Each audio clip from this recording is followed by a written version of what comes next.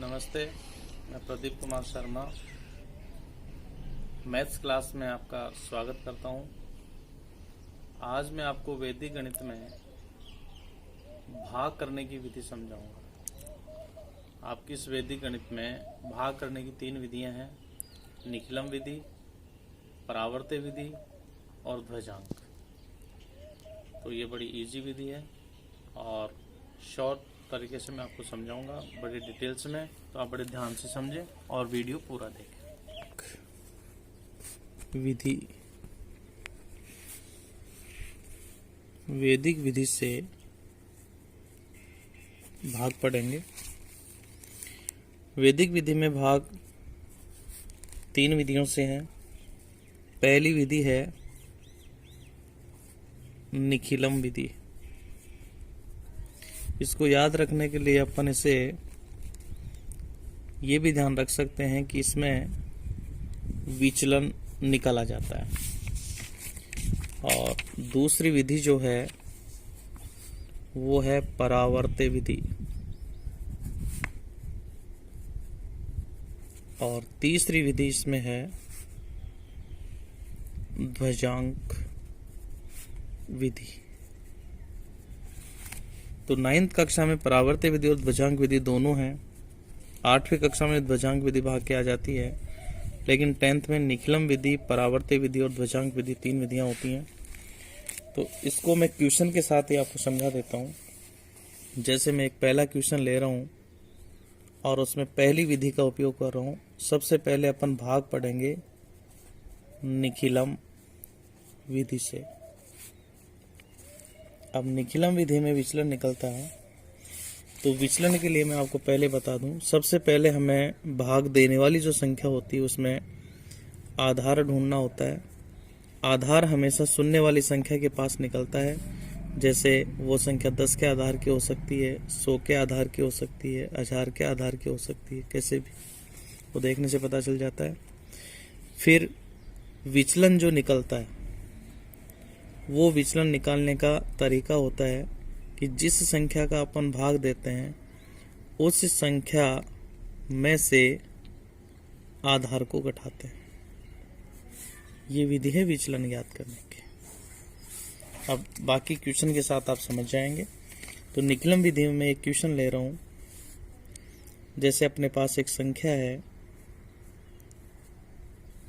इस संख्या में अपने को भाग देना है 889 का,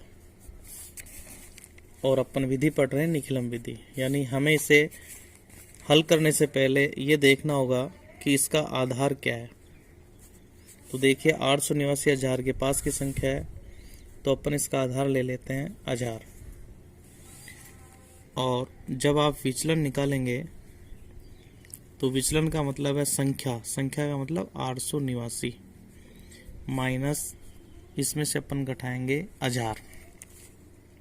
तो जैसे ये घटाएंगे तो अपने पास माइनस के 111 बचेंगे।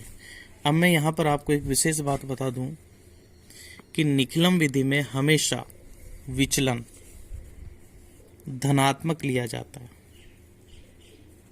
हमेशा विचलन कैसा लेंगे? धनात्मक। जैसे ये ऋणात्मक आ गया, लेकिन हमेशा विचलन चाहे धनात्मक आए तो भी धनात्मक लेंगे और ऋणात्मक आए तो भी धनात्मक लेंगे। ये सबसे महत्वपूर्ण इसका पॉइंट है जो आपको याद रखना है। निखिलम विधि में हमेशा विचलन धनात्मक लिया जाता है। तो देखिए इसमें संख्याओं को 3 खंडों में कैसे विभाजित करते हैं। हमारे पास आधार है 1000, तो देखिए 1000 में कितनी संख्या है? 3। इसका मतलब जिस संख्या में अपन भाग देते हैं उसमें जो ये लास्ट के 3 अंक हैं ये तृतीय खंड में रहेंगे और ये 3 अंक हो जाएंगे मध्य खंड में। ध्यान ये रखना है कि आधार में 3 शून्य हैं, तो ये देखना है कि 3 शून्य का मतलब 3 अंक, इकाई से लेने 3 अंक 1 2 3, ये तृतीय खंड में। तो अपन क्या करेंगे कि 2 खड़ी लाइनें खींचेंगे तो इसके 3 खंड बन जाएंगे। तो ये 3 जो शुरू की संख्या है इकाई की तरफ से उसको अपन रखेंगे तृतीय खंड में, थोड़ा गैप रख करके रखेंगे इसे। और बाकी जो शेष 3 संख्या 2 संख्या जितनी बचती है उसको मध्य खंड में लिखेंगे। आप ये निखिलम विधि पढ़ रहे हैं। अब जो भाग अपन देते हैं उस भाग देने वाली संख्या को प्रथम खंड में लिखेंगे 889। फिर इधर देखिए अपने विचलन जो निकाला वो ऋणात्मक था, लेकिन मैंने बार बार कहा है कि निखिलम विधि में ऋणात्मक विचलन आता है तो भी धनात्मक लेंगे, धनात्मक आएगा तो भी धनात्मक लेंगे। तो ये ऋणात्मक है लेकिन विचलन इसका लिया जाएगा धनात्मक। तो मैं इसके नीचे लिख देता हूँ 111, ये विचलन लिख दिया। अब एक क्षैतिज लाइन खींचेंगे आप, इस प्रकार से लाइन खींचें कि हमें पर्याप्त संख्या लिखने के लिए जगह मिल जाए। अब अपन इसमें केवल योग करना हो, कुछ नहीं। जैसे मध्य खंड में जो पहला अंक है इसका योग करके अपन यहाँ लिखेंगे 1 आएगा। इस 1 को विचलन से गुणा करेंगे तो विचलन से गुणा करने पर वापस हमें 111 मिलेगा, लेकिन इसको प्रत्येक अंक के नीचे थोड़ा क्रमबद्ध तरीके से लिखेंगे। तो इसका हम योग कर चुके हैं, इसके नीचे नहीं आएगा, इससे अगले अंक में आएगा। 111 में 1 यहाँ लिखेंगे, दूसरा 1 यहाँ लिखेंगे और तीसरा अंक जो 1 होगा वो यहाँ लिखा जाएगा। फिर इसका टोटल करेंगे तो 1 और 1 हो गया 2, और जैसे ही 2 को आप 111 से गुणा करेंगे 222 आएगा। तो 222 में 3 अंक होता है तो इसका योग हो चुका है। 222 का पहला अंक यहाँ लिखेंगे, फिर दूसरा अंक यहाँ लिखेंगे और तीसरा अंक यहाँ लिखेंगे। फिर हम इसका टोटल करेंगे तो देखो 1 1 2 और 2 4, तो 4 यहाँ लिखेंगे और इस 4 को आप 111 से गुणा करेंगे तो आएगा 444। तो इसका योग हो चुका है। तो ये 444 के ये तीनों अंक इस क्रम से लिखे जाएंगे। अब हम करते हैं इसका टोटल। तो देखो 4 4 ये हो गए 8, 4 2 6 3 ये हो गए 9, 4 2 6 ये 7। तो देखना 798 889 से छोटा, इसका मतलब भाग सही है। और यदि बड़ा आ जाता है तो हम फिर इसको आगे एक संशोधित और करते हैं, जो कभी किसी क्वेश्चन में आएगा बताएंगे आपको। तो ये तो हो गया मध्य खंड में आता है भागफल और तृतीय खंड में बचता है शेषफल। यानी भागफल हमारे पास आ गया 124 और शेषफल जो होगा वो होगा 798। ऐसे अपन इसी विधि का एक क्वेश्चन और लेते हैं तो आपके क्लियर हो जाएगा। जैसे अपने पास है 3994। दूसरा क्वेश्चन है 3994, इसमें अपने को भाग देना है 97 का। तो वही नियम, आधार अपन इसका लेते हैं तो ये 97 100 के पास की संख्या है, इसमें 2 शून्य है। और जैसे आप विचलन निकालेंगे तो विचलन देखो संख्या यानी 97 में से 100 घटाएंगे, इसमें 2 शून्य इसलिए विचलन का अंक भी 2 अंकों में आना चाहिए। अपन 3 भी लिख सकते हैं, इसको 03 लिखेंगे सही रहेगा। और ये भी आएगा माइनस का, लेकिन निखिलम विधि में माइनस नहीं लेते हैं। तो मैंने बताया कि निखिलम विधि में ऋणात्मक विचलन नहीं लिया जाता, भले ही ऋणात्मक आ गया होगा। अब इसमें अपन देखते हैं कि 100 में 2 शून्य हैं, तो जिसमें अपन भाग देते हैं इकाई अंक से 2 अंक, यानी 94 आपका तृतीय खंड में रहेगा और बाकी जो संख्या बच गई वो मध्य खंड में। तो वैसे ही अपन ये 2 खंड यानी 2 खड़ी लाइनें तो 3 खंड बन जाएंगे। लास्ट के 2 अंक 94 तृतीय खंड में लिख देते हैं, बाकी 2 संख्याएं मध्य खंड में। भाग देने वाली संख्या 97 यहाँ आएगी। विचलन हमारे पास आया था ऋणात्मक, लेकिन अपन धनात्मक ही काम में लेंगे। 2 अंकों में लिखेंगे 03, क्षैतिज लाइन खींचेंगे और फिर अपन इसको जोड़ते हुए चलेंगे। पहला अंक जोड़ेंगे 3।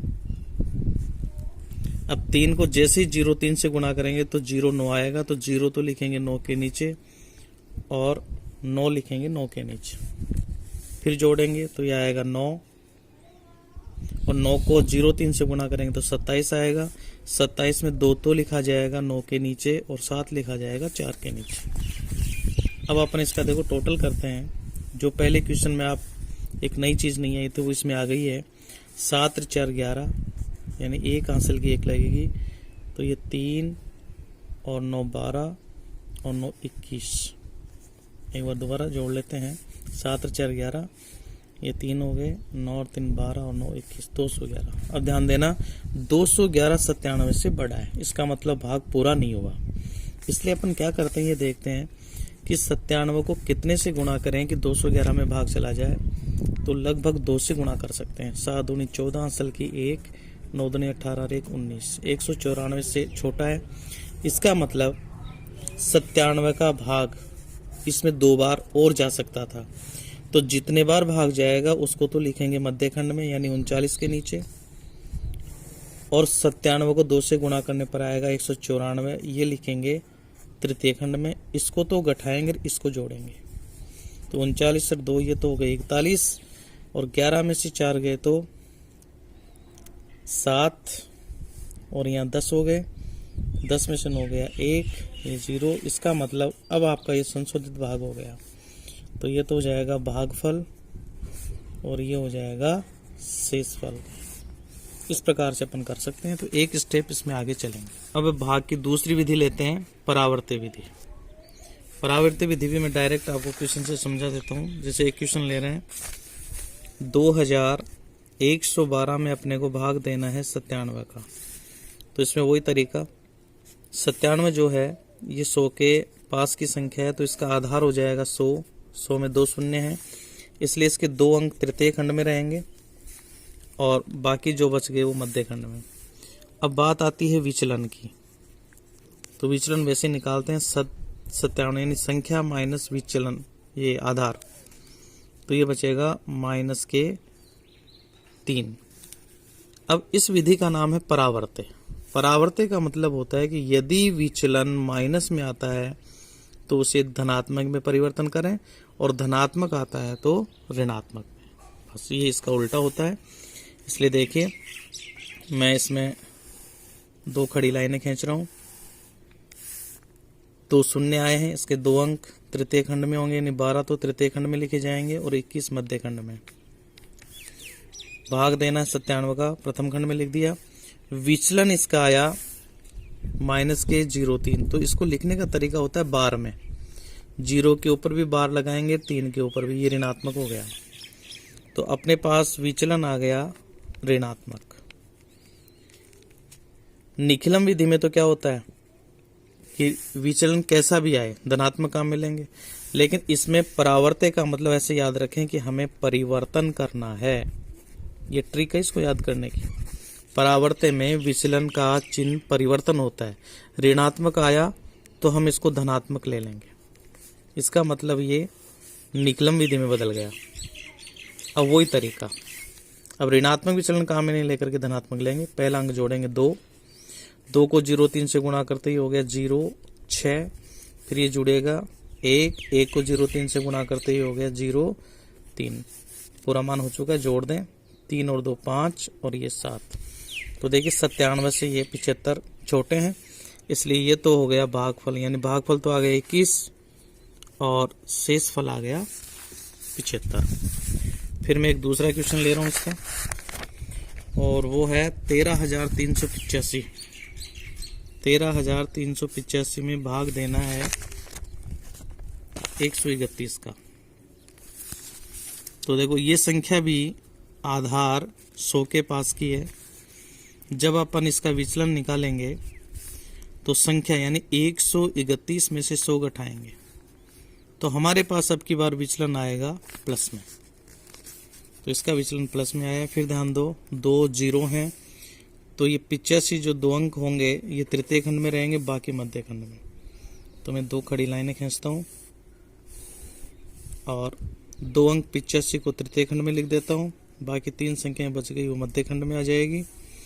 131 का भाग देंगे, विचलन इसका धनात्मक आया, लेकिन परावर्त्य विधि में विचलन का चिन्ह परिवर्तन करेंगे तो इसको लिखेंगे बार 3 और बार 1। अब इसको जोड़ते हुए चलेंगे तो 1 जुड़ेगा तो 1 आ गया, 1 को इससे गुणा करेंगे तो यह आएगा बार 3 बार 1। फिर जोड़ेंगे 3 में से 3 गया, यानी ये माइनस का, 3 में से 3 गया 0। 0 को 31 से गुणा करने पर यह आएगा 0 0। फिर इसको जोड़ेंगे तो 3 में से 1 गया, माइनस है ना, ये 3 में से 1 गया तो ये 2 बचेगा। 2 को 31 से गुणा करेंगे तो ये बनेंगे 62, लेकिन अपन लिखेंगे बार 6 और बार 2। तो देखो 5 में से 2 गए तो 3 और 8 में से 6 गए तो 2। तो ये हो गया भागफल और ये हो गया शेषफल, यानी 23 जो है 131 से छोटा है। और इसको क्लियर करने के लिए अपन क्वेश्चन लेते हैं। तीसरा क्वेश्चन लेते हैं इसका। 1154 में भाग देते हैं 103 का। तो देखिए आधार 100 लेंगे, 2 शून्य हैं। विचलन 103 में से घटाएंगे 100, तो ये 0.3 आएगा। धनात्मक विचलन है, लेकिन परिवर्तन करेंगे अपन। 2 शून्य के कारण 54 तो किस में रहेगा? तृतीय खंड में, और मध्य खंड के अंदर 11 आ जाएगा। और 103 मध्य खंड में लिखें, प्रथम खंड में लिखेंगे। विचलन धनात्मक आ रहा है 0.3, लेकिन विधि का नाम है परावर्त, इसलिए परिवर्तन करेंगे तो बार 0 और बार 3 होगा। अब इसको जोड़ते हुए चलेंगे।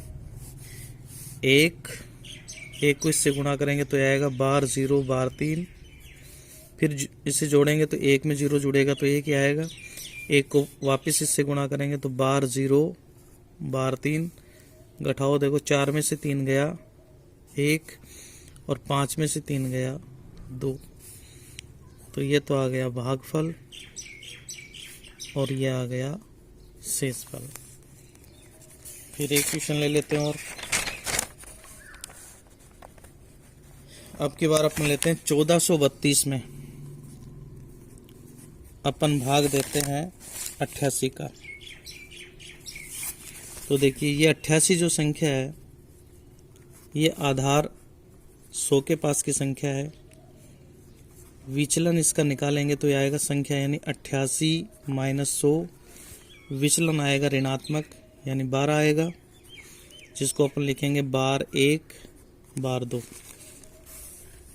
तो इसमें भी 2 शून्य हैं, तो 32 तृतीय खंड में रहेगा।